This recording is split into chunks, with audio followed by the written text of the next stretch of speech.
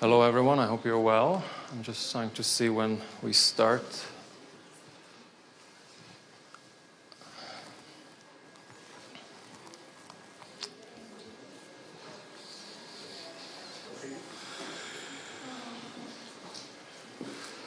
Hello, all colleagues and friends here at the annual meeting in Davos, and also all of you who are watching us online. I'm Mirek Dušek, Managing Director at the World Economic Forum, and it is my pleasure to welcome here with me on this stage Varsen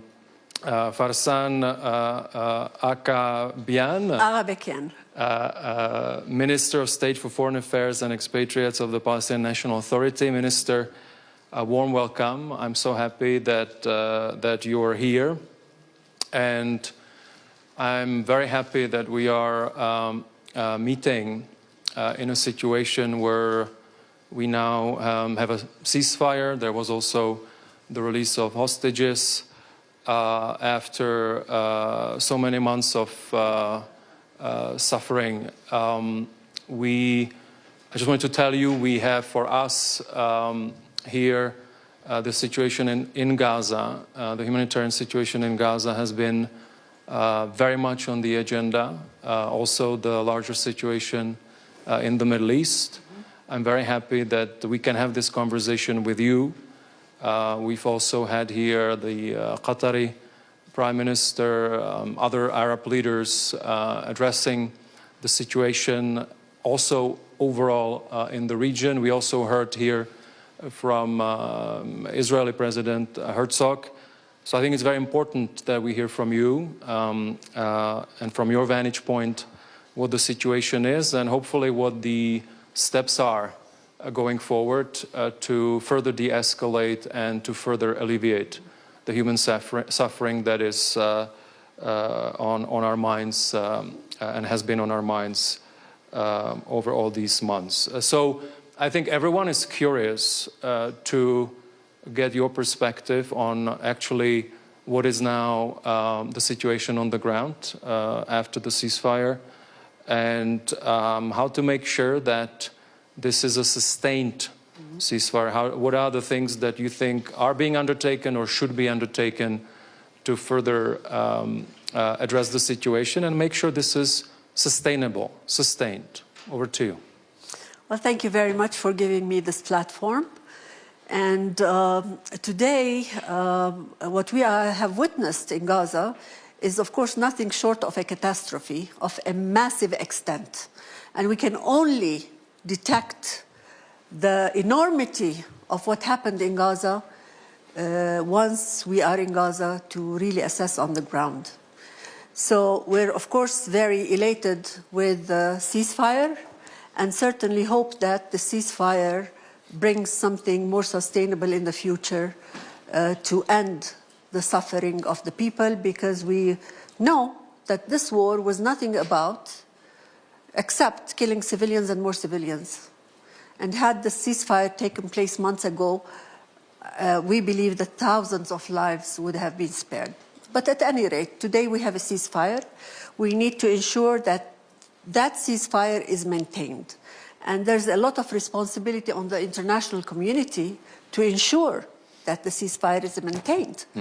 And if we look at the trend and we look retroactively on what used to happen in the past, we know that with the Israelis, there is a lot of unpredictability and it could go either way.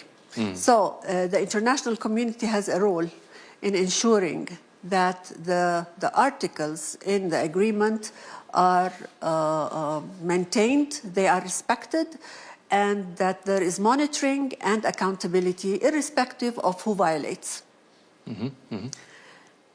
What we expect to happen in Gaza today is immediate relief and emergency efforts to help a traumatized people. These people have been traumatized not only for the last 15 months, but even before with the de-development in Gaza. These people were under a brutal siege for so many months, and then compounded with the brutal aggression by the Israelis. The toll shouldered by these people is enormous. The number of people killed is unprecedented. The number of injured is also unprecedented. And they would need a lot of care, given that Gaza has almost nothing now. Everything in Gaza is ruined. If we speak about the infrastructure, it's not there. If we speak about roads, they're all destroyed. If we talk about the healthcare system, we know that the majority of the health facilities, the hospitals, are not operational. Water pipes, sewage, you name it. And people, after a ceasefire and after such a long time of awaiting a light at the end of the tunnel, they expect a lot. And rightly so. They want their children in school. Children have not been in school for a year and a half. They need to cater to the needs of the injured. They need to eat.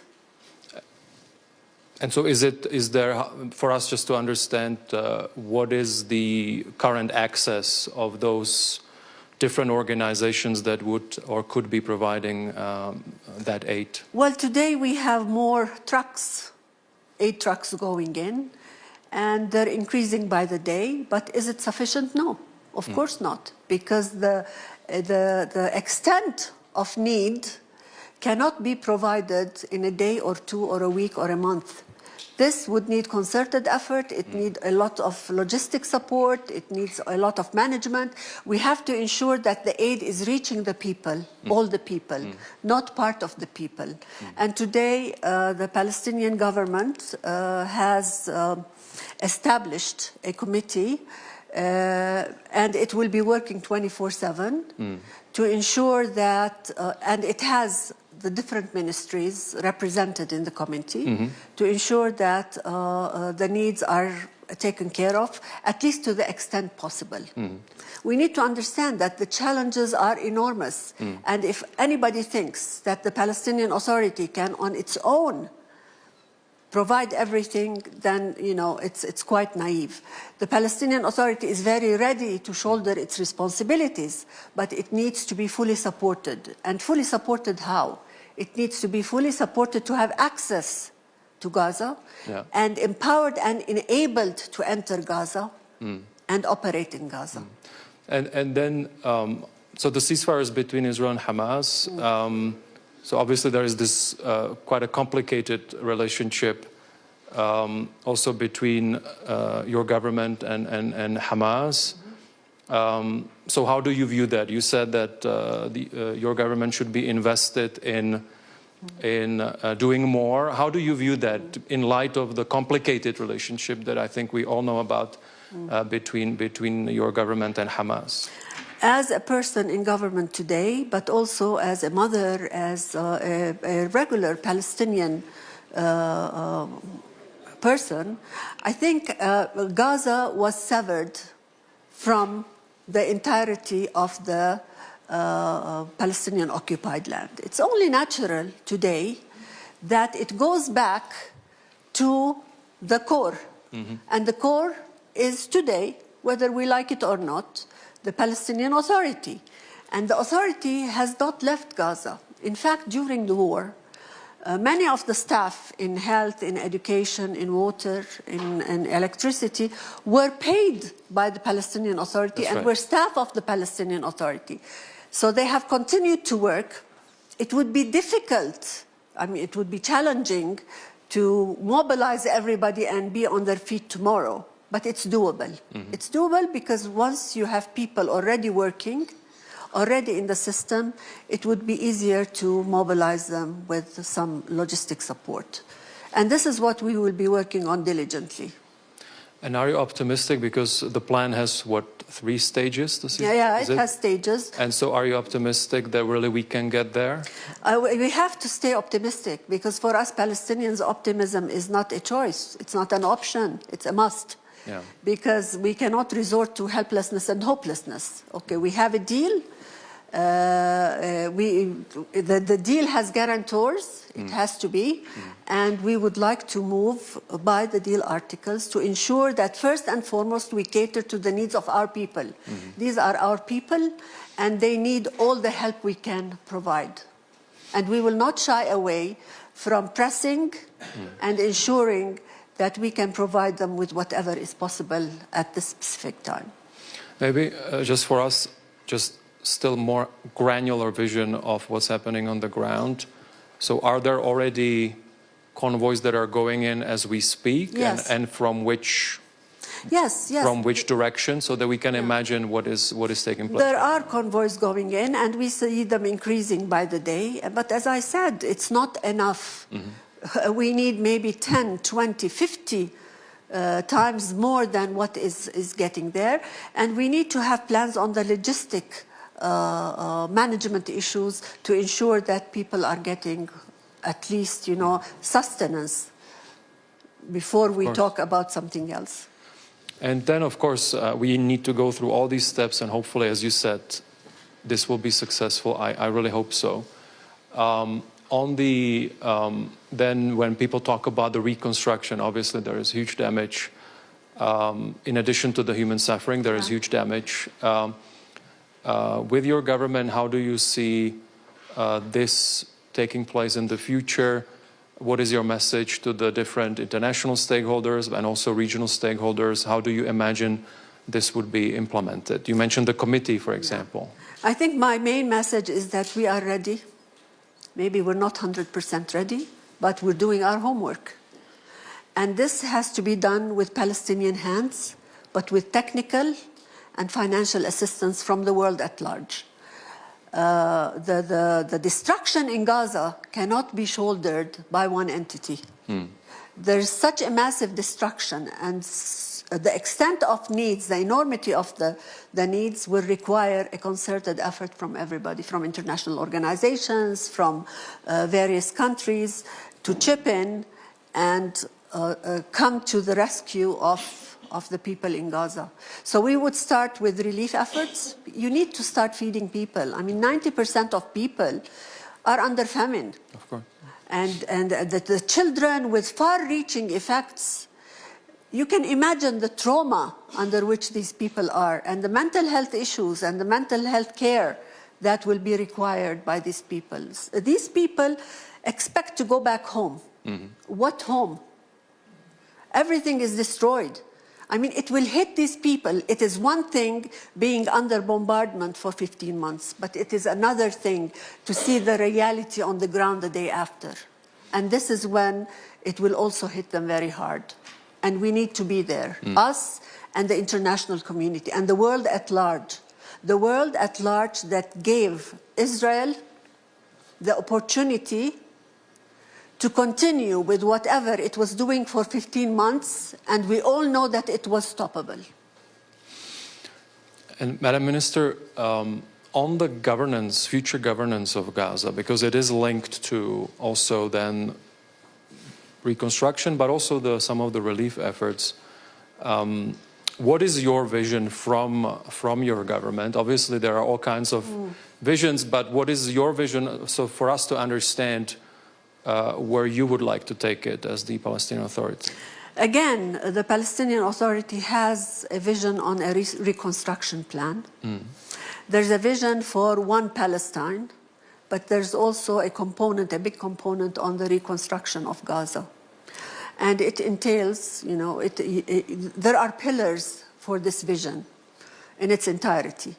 And the pillars are, first of all, you need to unify the two parts. You need to unify them in practice.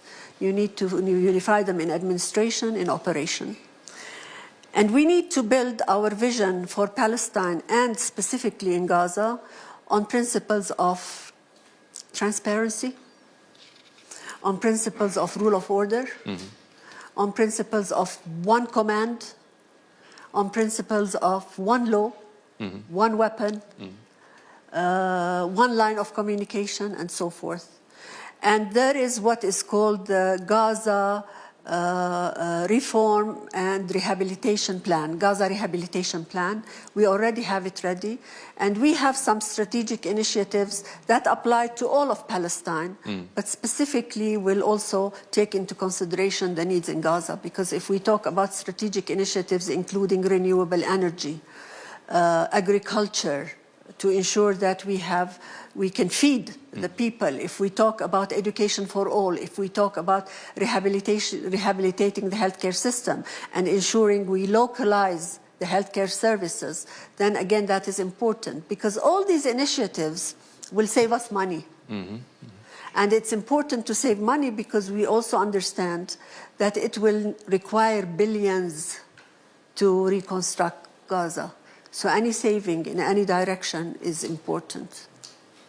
Thank you. And you mentioned some of the reforms that your government and the Palestinian Authority is implementing across, as you said. Help us understand a little bit the situation in the West Bank as well. It is not an easy economic and social picture either. Yes. Look, the situation on the West Bank is extremely volatile. It's a different kind of war in the West Bank because the Israeli policy is the same. The policy is that of, taking land, displacing people, and calling that land your own, and ensuring that these people understand this is not their land, and they can move either voluntarily or they can be forced to move. This is the policy, and it has been exercised in Gaza for the last 15 months with this very brutal aggression. But on the West Bank, it's a different kind. The policy is the same, but different kind in terms of slowly pushing people outside, slowly grabbing land and more land. And we've seen it for the last 35 years. Land is grabbed, confiscated, and then more land is grabbed and confiscated. And today, the people in the government in Israel don't shy away from saying this. Before, maybe it was done, discreetly. Today, they go out and put maps about taking more land, not only land on the West Bank, but beyond the West Bank, going to Jordan, parts of Syria, Lebanon, Iraq, reaching Saudi Arabia. So this impending and the looming annexation is a big threat. And it is enabled by the settlers and the unleashing of the settlers that suffocate our lives day in, day out. So the settler activities, the increasing annexation, being vocal about annexation, the poor economic conditions, our laborers have not had work for the last 15 months. We have about 250,000 laborers who used to work in Israel. They cannot access Israel. They can't access Israel. They have not had a penny going in their pockets for the last 15 months. And you can imagine all of this compounds the problem on the West Bank, let alone what is happening in East Jerusalem. The issue of prisoners. In the last 15 months, the Palestinian prisoners detained in Israeli detention camps has doubled. So no matter how you look at it, it's quite problematic. But we count on international law. We count on our right, because I cannot be suffocated and I cannot be reprimanded when asking about my right. International law and the ICJ ruling and its approval at the UN says that this is an illegal occupation that needs to be dismantled in a year's time. Now, it might not be dismantled in a year's time, but we need to see steps moving forward towards its dismantlement. And this is the responsibility of the free world that says it's a free world and respects international law to move ahead with it. It's enshrined in international law. And if we, as a free world, accept annexation and breach of borders and grabbing more land in Palestine, then that's a breach of international law. Madam Minister, in terms of the economic picture, do you think that with now the ceasefire, because the situation economically and socially is worse than it was, yes. Let's say 2 years ago. So are there any initiatives, particularly if there are stakeholders outside, be they governmental or private sector, particularly on the economy in the West Bank, that you would like to point to for the immediate future? Despite the gloomy situation, and we've seen this in the past in Palestine, yet we remain hopeful because the economy can be revived. But to revive the economy, you need some political stability. You need to have access. You need to be able to move freely. So if there is a political track that will take us, a genuine political track with a time frame that will take us into that direction, then the economic issues will synchronize. But without a political track and a political direction, it will be problematic, because it's difficult to attract investors to such a volatile environment that is pushing investors out. But when investors see that there might be a glimpse of hope, then we will see people pouring into the area. Thank you. Madam Minister, on the more geopolitical picture, so we have the new U.S. administration. What do you think the new U.S. administration and other stakeholders can do to, of course, hopefully continue with the upholding of the ceasefire and full implementation of the plan, but also then get us back on the path to peace? Well, the U.S., Qatar, Egypt, they chaperone this, and other countries have worked diligently for us to reach a ceasefire. So being one of the mediators, we expect that the United States will monitor. And there are rules for the monitoring and the accountabilities in terms of any violations. So that's one. We also expect that the United States looks at us strategically and looks at us as people who are worthy of dignity and worthy of the rights as enshrined in international law. We have said it often that we are ready to live with our neighbors, Israel, and we have recognized Israel in peace and security. But for us to live with Israel in peace and security, Israel has to act as a normal state. We cannot live with Israel in peace and security when Israel every once in a while wages a war on our people in Gaza or people in the West Bank. Today, what we're seeing happening on the West Bank is telling. Because now, you know, things are easing on the Gaza front, but they are intensifying on the West Bank front. And we hear statements from Israeli leaders saying that now it's the time we're turning to the West Bank. And what we did in Gaza, we're going to do in the West Bank. I think the United States needs to look at us differently. If President Trump wants to leave a legacy of peace, a sustainable peace, then peace can only be sustained if the rights of the Palestinians are respected. Are you optimistic the message is getting through or will get through? I think we have used whatever means, we have to use whatever means to get to the U.S. administration. We have to keep the windows open. We have to ensure that there are people that whisper in the ears of President Trump, his close circle, on what the aspirations are and what true peace means. I mean, you can dictate a peace, call it a peace, but if it's not a true peace, it won't work. And even in the U.S. and others, of course, keep mentioning the role of other countries in the region in a peaceful settlement in the future. How do you see the different roles of the countries that are involved, and what is your message to them right now in terms of what is required to get back on a more sustainable path? I think the message is very clear for us as Palestinians. What we want is a path that will bring us to real peace that is sustainable and once for all. Mm-hmm. We're not for interim arrangements. We've experienced that in the past. What we want is just to be liberated.